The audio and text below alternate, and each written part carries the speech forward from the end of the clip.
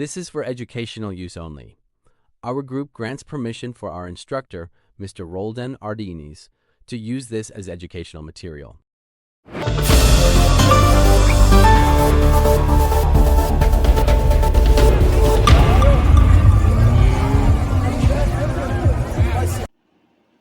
Good day, everyone. Today, we will discuss to you about the global population and global demography all about, and what are the definition of global population and global demography. And lastly, the theories of demographic transitions as it affects global populations. The first one, population. Population is the total number of people living in a specific area, such as village, city, country, or the world as it given time. Example of population, the total number of people living in the Philippines is over at 110 million people. That is the example of population, the total number of that specific.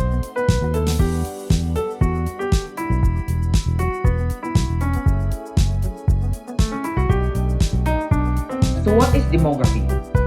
Demography is the scientific study of human population. In simple terms, it is the study of who people are, how many there are, where they are, and how those numbers change over time. Demography examines population size, population structure, distribution, dynamics or change, and data.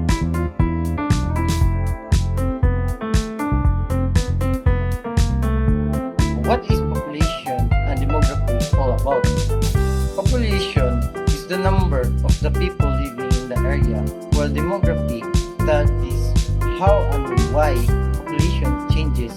It helps government plan for schools, hospitals, housing, and jobs based on people's needs. Population and demography helps us understand how many people live in a place, why population grows, changes, or remains stable, how births, deaths, and migration affects population, how government plan for school, hospitals, housing, jobs, and the public service.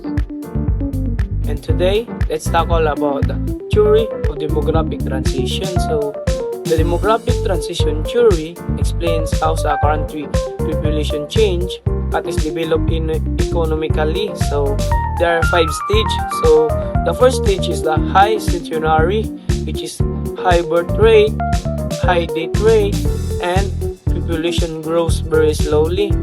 So, the second stage is the early expanding, which is birth rate remains high, death rate decreased due to better healthcare and sanitation, and population grows rapidly.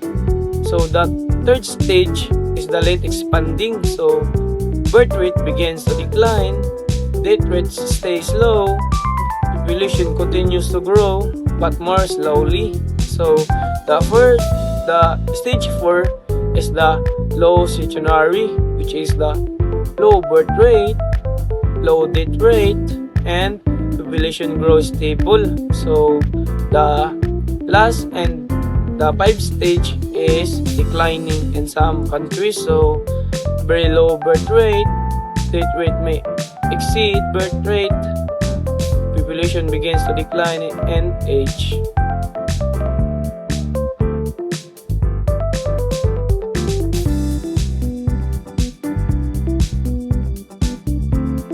Good day everyone. Today we are diving into a powerful framework that explains how world is changing. The demographic transition model, essentially. This model shows how countries shift from high birth and death rates to low birth and death rates as they develop. This shift completely reshaped global population dynamics, and today we'll look at exactly how that plays up across different regions. Developing countries.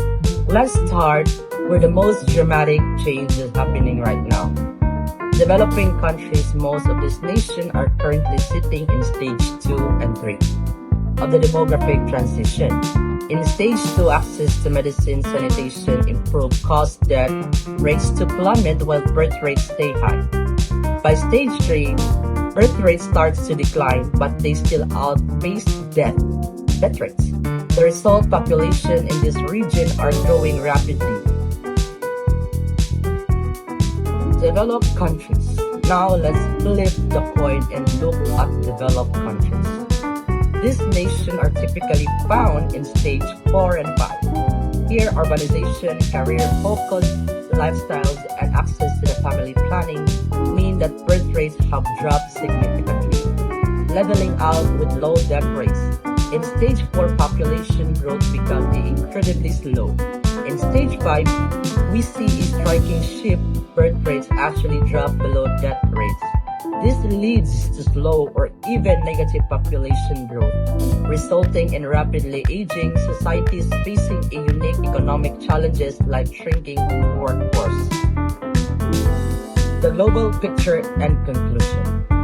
So, what does this mean when we put all together on a global scale? Right now, the global population continues to increase, largely driven by the momentum in stage 2 and 3. However, the big takeaway is that overall growth rate is slowing down as more and more countries advance economically and move into those later stages of demographic transition. Humanity's rapid expansion is beginning to level off.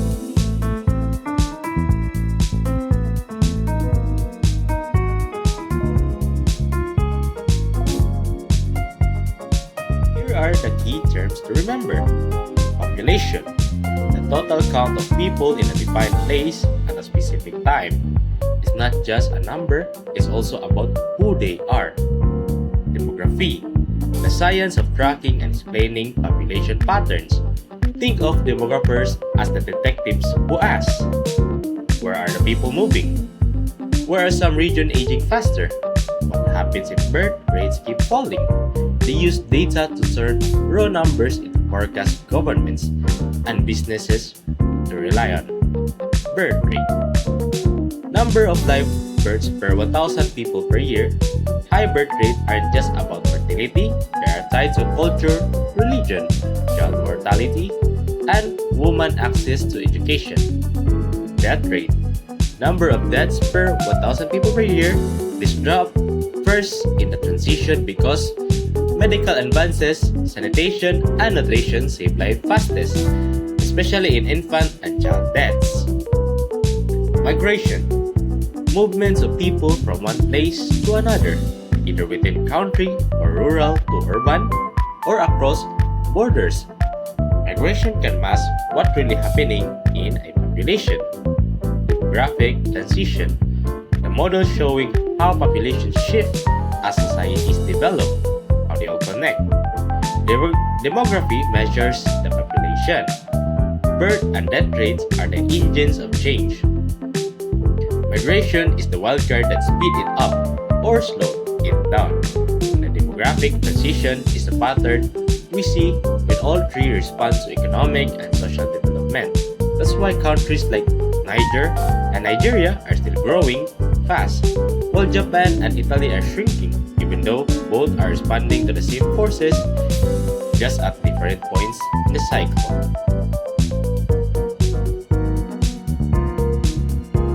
The demographic transition shows population growth isn't random. It's tied to development as countries move from poverty to prosperity. Birth and death rates both fall but at different times, which drive the big swing in population size. Most of the world current growth is coming from countries stuck in stages 2 to 3, but globally the trend is towards stability or decline.